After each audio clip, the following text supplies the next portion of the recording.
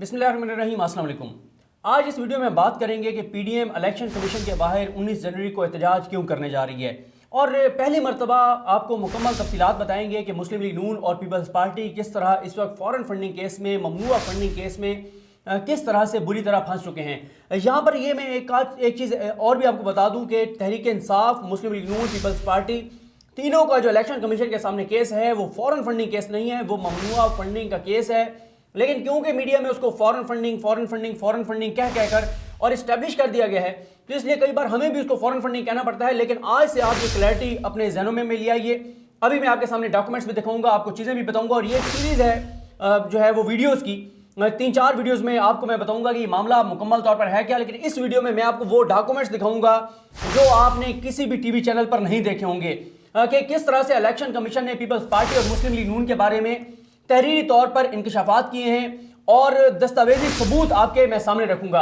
पहले थोड़ा सा हम बैकग्राउंड देख लेते हैं। 2 नवंबर 2016 को हनीफ अब्बासी मुस्लिम लीग नून की तरफ से सुप्रीम कोर्ट ऑफ पाकिस्तान में प्राइम मिनिस्टर पाकिस्तान जो आजकल है इमरान खान साहब, उनके खिलाफ और तहरीक इंसाफ के खिलाफ एक केस लेकर गए, और उस केस में कहा यह गया कि इमरान खान सादिक और अमीन नहीं है, इमरान खान को जो है वो तायात नाअहल किया जाए। और साथ ही दूसरी इस्तदा ये थी कि तहरीक इंसाफ जो जमात है वो फॉरेन फंडिंग लेती रही है, और तहरीक इंसाफ को भी कलअदम जमात करार दे दिया जाए। हुआ ये कि हनीफ अब्बासी साहब ने जो अकबर एस बाबर की पिटीशन थी इलेक्शन कमीशन में, जो कि उन्होंने 2014 में दायर की थी, उसी पिटीशन को कॉपी पेस्ट किया और उसी सारी पिटीशन को ही अपनी उस दरखास्त का, अपनी उस पिटीशन का जो उन्होंने इमरान खान साहब के खिलाफ दायर की थी उसका हिस्सा बना दिया। सुप्रीम कोर्ट का जो उस पर फैसला आया, उस फैसले पे किस्मत खान जिमनी साहब ने जो स्टोरी बनाई है वो अलग से मैं उसको करूंगा। इस वीडियो में मैं आपको ये बता दूं कि मैंने जो है वो मुझे काफ़ी सारी चीज़ें बनाकर दी। आबिद अली रईस साहब ने बहुत सीनियर रिपोर्टर हैं। जैसे मैं आपको बताता हूँ कि अब हमने एक टीम के तौर पर काम शुरू किया है, तो जो भी बहुत सारे लोग उसमें मुझसे बहुत सीनियर हैं जो मुझे चीज़ें बना कर दे रहे हैं, तो मैं ज़रूर हर वीडियो में उनका जिक्र किया करूँगा। तो इस स्टोरी में सबसे ज़्यादा जो इनपुट है वो आबिद अली रईस साहब का है। तो अब मैं आपको ये बता दूं कि हम उस पर तो बाद में बात करेंगे, सुप्रीम कोर्ट में केस क्या था, फैसला क्या आया था, क्या कहा गया था। लेकिन सिंपल एक बात ध्यान में रखिए कि सुप्रीम कोर्ट ने कहा था कि एक होती है फॉरेन फंडिंग, एक होती है ममनुआ फंडिंग। फॉरेन फंडिंग का जो केस है उसमें यह देखा जाएगा कि क्या पाकिस्तान में किसी पॉलिटिकल पार्टी को बाहर की कोई हुकूमत, बाहर की कोई खुफिया एजेंसी, बाहर का कोई इदारा, क्या वो उसको फंडिंग कर रहा है, और उस फंडिंग का मकसद पाकिस्तान के अंदर इंतशार है, पाकिस्तान के अंदर दहशतगर्दी है, तो इसको कहेंगे फॉरेन फंडिंग। दूसरी होगी ममनुआ फंडिंग। ममनुआ फंडिंग ये है कि कोई भी पाकिस्तान की पॉलिटिकल पार्टी बैरून मुल्क के किसी भी इंडिविजुअल से, किसी भी गैर मुल्की शहरी से फंड नहीं ले सकती, उसको कहते हैं ममनुआ फंडिंग। अगर तो होगी फॉरेन फंडिंग तो फिर ये मामला इलेक्शन कमीशन में नहीं जाएगा, फिर ये मामला वफाकी हुकूमत इसके ऊपर रेफरेंस बनाएगी, वफाकी हुकूमत रेफरेंस बना के सुप्रीम कोर्ट ऑफ पाकिस्तान को भेजेगी, और सुप्रीम कोर्ट ऑफ पाकिस्तान उसके बाद फैसला करेगी कि आया उस जमात को कलअदम करार देना है या नहीं देना। और अगर फंडिंग ममनुआ होगी, यानी कोई शख्स फंडिंग नहीं दे सकता था और उसने फंडिंग दी है, उसने फंड किया है, तो जितनी वो ममनुआ फंडिंग होगी इलेक्शन कमीशन ऑफ पाकिस्तान कहेगा कि ये फंडिंग जो है वो जब्त कर ली जाए। यहां पे मैं आपको एक और चीज बता दूं कि अगर तहरीक इंसाफ के ऊपर जो इल्जाम लगता है कि ये फॉरेन फंडिंग लेते रहे हैं, तो फिर उसके बाद बेहतरीन मौका था मुस्लिम लीग नून की हुकूमत के लिए, वो तहरीक इंसाफ को चंद दिनों में कलअदम जमात करार दिलवा सकते थे। कैसे? जो हनीफ अब्बासी ने दरखास्त दायर की थी उसका फैसला आया 15 दिसंबर 2017 को। उस फैसले में यह बता दिया गया था कि फॉरेन फंडेड जो जमात होगी उसके खिलाफ रेफरेंस वफाकी हुकूमत बनाएगी, रेफरेंस बना के election commission supreme court of Pakistan को भेजेगी, और सुप्रीम कोर्ट ऑफ पाकिस्तान उस पर फैसला करेगी। अगर फॉरेन फंडिंग के सबूत मौजूद थे, अगर फॉरेन फंडिंग एस्टेब्लिश थी, फिर मुस्लिम लीग नून की हुकूमत फौरन ये केस बनाकर और सुप्रीम कोर्ट ऑफ पाकिस्तान को भेज सकती थी। इस फैसले के आने के बाद 31 मई 2018 तक मुस्लिम लीग नून की हुकूमत रही, यानी 168 रोज थे मुस्लिम लीग नून के पास, शाहिद खलील अब्बासी साहब के पास, उनकी जमात के पास, कि वो ये रेफरेंस बनाकर सुप्रीम कोर्ट ऑफ पाकिस्तान को भेजते और बड़े आराम से तहरीक इंसाफ को कलअदम जमात करार दिलवा सकते थे। लेकिन क्योंकि फॉरेन फंडिंग के सबूत नहीं थे, क्योंकि फॉरेन फंडेड पार्टी नहीं थी तहरीक इंसाफ, तो इसलिए यह काम नहीं किया गया। अब इसके बाद हुआ ये कि सुप्रीम कोर्ट ऑफ पाकिस्तान ने जो फैसला दिया, उस फैसले में लिख दिया, जो प्राइम मिनिस्टर पाकिस्तान आजकल इमरान खान साहब उनके खिलाफ जो फैसला था और तहरीक इंसाफ के खिलाफ, उसमें यह लिख दिया गया था कि इलेक्शन कमीशन की आईनी और कानूनी तौर पर जिम्मेदारी है کہ وہ پچھلے 5 سال کی کسی بھی پولیٹیکل پارٹی کا جو الیکشن کمیشن کے پاس رجسٹرڈ ہے، جو سیمبل لیتی ہے، جو الیکشن لڑتی ہے، اس کا وہ آڈٹ کرے گا الیکشن کمیشن آف پاکستان. یہ اس کی آئینی اور قانونی ذمہ داری ہے. اس کے بعد کیا ہوتا ہے کہ سپریم کورٹ آف پاکستان کے فیصلے کے بعد تحریک انصاف کے رہنما فاروق حبیب صاحب وہ کیا کرتے ہیں کہ وہ تیار کرتے ہیں ایک پیٹیشن، اور وہ پیٹیشن بھیج دیتے ہیں الیکشن کمیشن آف پاکستان میں، لے جاتے ہیں الیکشن کمیشن آف پاکستان میں. اور اس وقت ان کے وکیل تھے فیصل چودھری ایڈوکیٹ صاحب، جو کہ فواد چودھری صاحب کے بھائی ہیں. یہاں پر میں آپ کو یہ بات بھی بتا دوں کہ ہمارے ذرائع یہ بتاتے ہیں کہ اس وقت یہ سارا کام جو نون لیگ اور پیپلز پارٹی کے خلاف جو ثبوت اکٹھے کیے گئے تھے، اور ان ثبوتوں پہ بھی ہم آئیں گے، دستاویزات سے آپ کو دکھائیں گے کہ کیا کچھ ہوتا رہا، کیسے باہر فنڈنگ ہوتی رہی، کیسے باہر جو ہے کہ فنڈز وغیرہ ہائر کی گئی، مسلم لیگ نون کو کیسے باہر رجسٹر کروایا گیا. یہ تمام چیزیں آپ کے سامنے رکھیں گے. لیکن بتایا جاتا ہے کہ یہ ساری چیزیں جہانگیر خان ترین صاحب نے، ان کی ٹیم نے کی تھی، اور اس کے بعد تحریک انصاف کی جانب سے جو فاروق حبیب صاحب ہیں وہ یہ معاملہ لے کر گئے الیکشن کمیشن آف پاکستان کے پاس. اب ہوتا یہ ہے کہ الیکشن کمیشن کے پاس 3 پارٹیز کے خلاف درخواستیں آ چکی تھیں. ایک تحریک انصاف اس کے خلاف پہلے سے موجود تھی اکبر ایس بابر کی، ایک پیپلز پارٹی، اور اس کے بعد مسلم لیگ نون. انہوں نے ان تینوں کے لیے ایک اسکروٹنی کمیٹی بنا دی، بالکل اسی طرح سے جیسے آپ سمجھیں کہ جے آئی ٹی ہوتی ہے. اس میں D G law, election commission, auditor general Pakistan کا نمائندہ، ایس سی سی پی کا نمائندہ، باقی کنسرن لوگ، یہ اسکروٹنی کمیٹی بن جاتی ہے. اب ہوا یہ کہ نون لیگ سے ریکارڈ مانگا گیا. نون لیگ نے کروڑوں روپے دینے والوں کا ریکارڈ ہی نہیں دیا. یہ انکشاف ہوا ہے الیکشن کمیشن کے دستاویزات میں. آگے چل کے میں وہ آپ کے سامنے چیزیں رکھتا ہوں، دستاویزات آپ کو دکھاؤں گا. اور اس کی وجہ یہ ہے کہ سوال تو یہ ہے کہ کیا مسلم لیگ نون کو پارٹی فنڈز کے نام پر کسی اور مد میں کروڑوں روپے ملتے رہے ہیں؟ اور اہم سوال یہ بھی ہے کہ وہ کون لوگ تھے جو پیسے دے رہے تھے، وہ کیوں پیسے دے رہے تھے؟ اس کی وجہ یہ ہے کہ شریف خاندان پر درجنوں کرپشن کیسز بن چکے ہیں. نواز شریف کو اثاثے چھپانے پر ہی نائل ہوئے ہیں. شہباز شریف اور حمزہ شہباز اس وقت دونوں کرپشن کیسز میں جیل میں ہیں. شریف خاندان پر عام عہدوں کے لیے پارٹی فنڈز کے نام پر رشوت لینے کا بھی الزام ہے. تو اب دیکھنا یہ ہے کہ کیا شریف خاندان پارٹی فنڈز کے نام پر کک بیکس لیتا رہا ہے؟ اور اگر مسلم لیگ کو نون کو پیسے دینے والے جو ہیں وہ ان کے اوریجنل لوگ ہیں، ان کے اپنے ورکرز ہیں، ان کے اپنے لوگ ہیں، تو وہ نام کیوں نہیں دے رہے؟ آخر کس چیز کی پردہ داری ہے؟ شاید وجہ یہی ہے کہ اگر وہ نام دیے جائیں گے تو پھر بہت سارے چہرے بے نقاب ہو جائیں گے اور نون لیگ کے لیے مشکلات بھی کھڑی ہو جائیں گی. اب یہاں پر میں آپ کو ایک اور بات بتاؤں کہ فاروق حبیب صاحب نے یہ کہا ہے کہ مسلم لیگ نون کے ریکارڈ کے مطابق 70 کروڑ روپے میڈیا کو دیے گئے 3 سالوں میں، اور لیکن ریکارڈ نہیں دیا گیا کہ وہ 70 کروڑ روپے میں سے کس کس اینکر کو کتنے پیسے دیے گئے، کس اخبار کو، کس ادارے کو. اور ایک اور چیز اس میں ہوئی ہے کہ نواز شریف نے 10 کروڑ روپے پارٹی فنڈ میں جمع کرائے، پھر 4 کروڑ روپے واپس لے لیے. تو یہ کیا معاملہ تھا؟ پھر مسلم لیگ نون جو ہے وہ اے کیٹیگری کے ایڈیٹر سے آڈٹ بھی نہیں کرا رہی تھی. اور یہ تینوں سال اس لیے اہم ہے کہ جن کا ریکارڈ مانگا جا رہا ہے کیونکہ اس وقت مسلم لیگ نون اقتدار میں تھی، اور مسلم لیگ جب اقتدار میں تھی تو پہلے ایک کیس سامنے آ چکا ہے کہ کسی کو سرکاری عہدہ دینا تھا اور پیسے پارٹی فنڈ کے اکاؤنٹ میں جو ہے وہ وصول کیے گئے. یہاں پر آپ یہ بھی دیکھیں کہ ایک مذہبی شخصیت ہیں جو سیٹیں بیچتے تھے، جو لوگوں کو بھرتی کرواتے تھے، لیکن پیسے وہ لیتے تھے مدرسے کے فنڈ کے نام پر، مدرسے کی ڈونیشن کے نام پر. تو اس طرح کے کھیل یہ کھیلے جاتے رہے ہیں، کھیلے جا رہے ہیں، تو اس لیے شکوک و شبہات بڑھتے چلے جاتے ہیں. نون لیگ نے بہرحال ڈونرز کے نام نہیں دیے. الیکشن کمیشن نے 5 نومبر کی ڈیڈ لائن دی تھی. 5 نومبر کی ڈیڈ لائن کو گزرے ہوئے بھی 72 روز گزر چکے ہیں، لیکن آج تک ریکارڈ نہیں دیا گیا. اور اس کے بعد جب ریکارڈ مانگا گیا تو نہیں دیا انہوں نے، اور نہ پیپلز پارٹی نے، نون لیگ نے. لیکن ابھی میں آپ کے سامنے صرف مسلم لیگ نون کا جلدی چیزیں رکھ دیتا ہوں.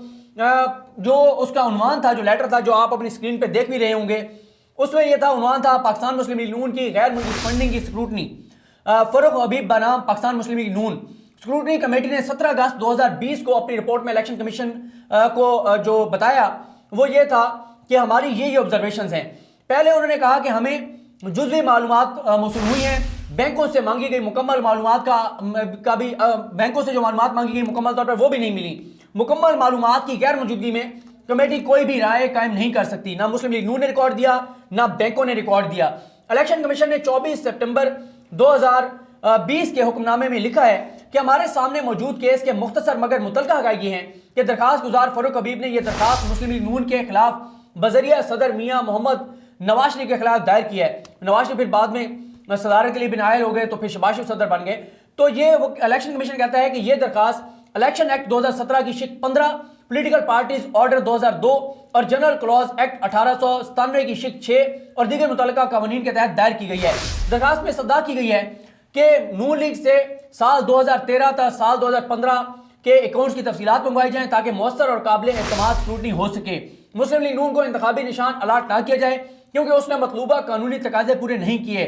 پھر یہ بھی کہا گیا کہ مسلم لیگ نون کے فنڈز تحویل میں لیے جائیں۔ یہ تمام باتیں کی استدعا کی فاروق حبیب صاحب نے۔ پیراگراف نمبر 1 میں یہ کہا گیا ہے کہ اس درخواست کے موصول ہونے پر مسلم لیگ نون کو نوٹس جاری کیے گئے۔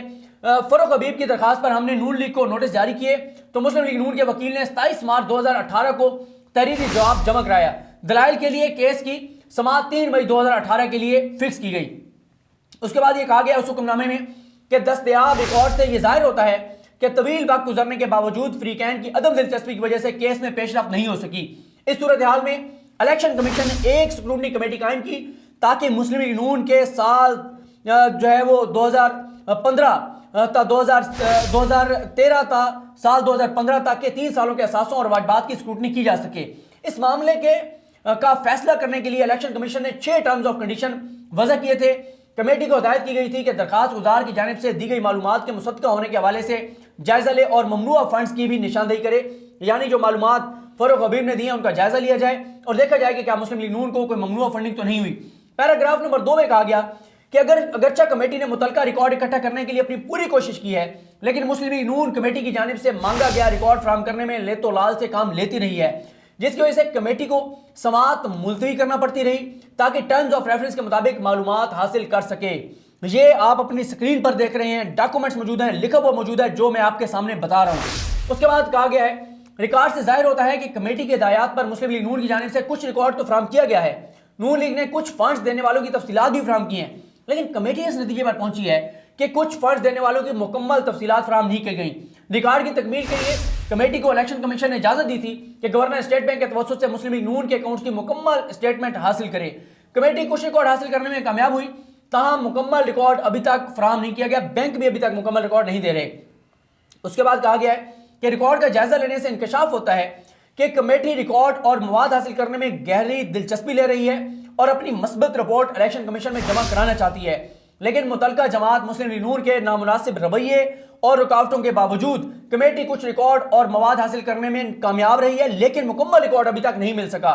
کمیٹی کے مختلف احکامات بالخصوص 16 جولائی 2020 اور 17 اگست 2020 کو جاری احکامات کے جائزے سے انکشاف ہوتا ہے کہ کمیٹی ریکارڈ اور مواد حاصل کرنے میں گہری دلچسپی لے رہی ہے تاکہ وہ فائنل رپورٹ الیکشن کمیشن کو پاس جمع کرائے، لیکن مسلم لیگ نون کے نامناسب رویے اور رکاوٹوں کی وجہ سے کمیٹی اس پوزیشن میں نہیں ہے کہ اپنی کوئی رائے دے سکے، تاہم کمیٹی نے اپنی نامکمل report election commission of Pakistan کے پاس جمع کرا دی ہے۔ اب ہم آتے ہیں بالکل آخری وہ ہے جو چیزیں ہیں، پوائنٹس ہیں۔ پیراگراف نمبر 3 وہ کہتے ہیں کہ ابھی تک کسی بھی طرح ریکارڈ مکمل نہیں ہے، اس لیے الیکشن کمیشن کے پاس اس کے علاوہ کوئی آپشن نہیں کہ کیس ریمانڈ کر کے دوبارہ کمیٹی کو بھیجا جائے اور ہدایت کی جائے کہ قانون کے مطابق جو اقدام ضروری ہیں وہ کرے اور مطلوبہ ریکارڈ اکٹھا کر کے 6 ہفتوں میں مفصل رپورٹ الیکشن کمیشن میں جمع کرائے، لیکن یہ عمل 5 نومبر 2020 تک مکمل ہونا چاہیے۔ یہ حکم تھا الیکشن کمیشن کا۔ 5 نومبر کو گزرے ہوئے 72 روز ہو چکے ہیں لیکن ابھی تک یہ معاملہ منطقی انجام کو نہیں پہنچا۔ اب کہا گیا کہ الیکشن کمیشن آرڈر 2002 کی شق 6 کے تحت قانونی ایکشن میں ناکامی کی صورت میں الیکشن ایکٹ 2017 اور آئین پاکستان کے آرٹیکل 204 کے تحت متعلقہ پارٹی کے خلاف کارروائی کی جائے گی۔ الیکشن کمیشن آرڈر 2002 کی شق 6 کو اپنے حکم کا حصہ بنایا ہے۔ اس میں بتایا گیا ہے کہ الیکشن کمیشن کے اختیارات کیا ہیں۔ الیکشن کمیشن کے پاس اختیار ہے کہ وہ اپنے امور کی انجام دہی کے لیے ہدایات یا حکم جاری کر سکتا ہے جن میں اپنے پاس کسی بھی زیر التوا معاملے میں مکمل انصاف کی فراہمی کا حکم دے سکتا ہے۔ الیکشن کمیشن کسی بھی شخص کی پیشی یا کوئی بھی دستاویزات پیش کرنے کی ہدایات کر سکتا ہے۔ یہ الیکشن کمیشن کے جو وہ اختیارات ہیں ان کے بارے میں بتایا گیا ہے۔ اس کے بعد کچھ اور بھی چیزیں ہیں لیکن آخری چیز یہ ہے کہ اگر کسی صورتحال سے متعلق کوئی قانونی پروویژن موجود نہیں ہوگی تو اس ایکٹ کے اطلاق کے لیے متعلقہ اتھارٹی وہ کام اس طرح کرنے کی مجاز ہوگی جس طرح کمیشن ہدایت کرے گا۔ یہ میں آپ کو بتا دوں، آخر میں نام آپ کو بتا دوں کہ چیئرمین جو ہیں الیکشن کمیشن کے وہ ہیں اسکندر سلطان راجہ صاحب، ممبر جو ہیں جسٹس ریٹائرڈ الطاف ابراہیم قریشی صاحب، ممبر ہیں جسٹس ریٹائرڈ مس ارشاد کیسر صاحبہ، ممبر ہیں نثار احمد درانی صاحب، ممبر ہیں شاہ محمد جتوئی صاحب۔ آخر میں 1 منٹ میں آپ کو یہ بتا دوں کہ یہ ساری تفصیلات سننے کے بعد آپ کو یہ بات پتہ چل گئی ہوگی کہ नून लीग रिकॉर्ड नहीं दे रही, क्यों नहीं दे रही, वो सवाल हम उठा चुके हैं। ये जो इलेक्शन कमीशन के सामने 19 को एहतजाज हो रहा है, उसकी वजह यह है कि डेडलाइन गुजर चुकी है, इलेक्शन कमीशन कोई कार्रवाई कर सकता है, बैंकों से रिकॉर्ड मांगा जा रहा है, बैंक रिकॉर्ड दे सकते हैं, नून लीग के लिए मुश्किलात खड़ी हो सकती हैं।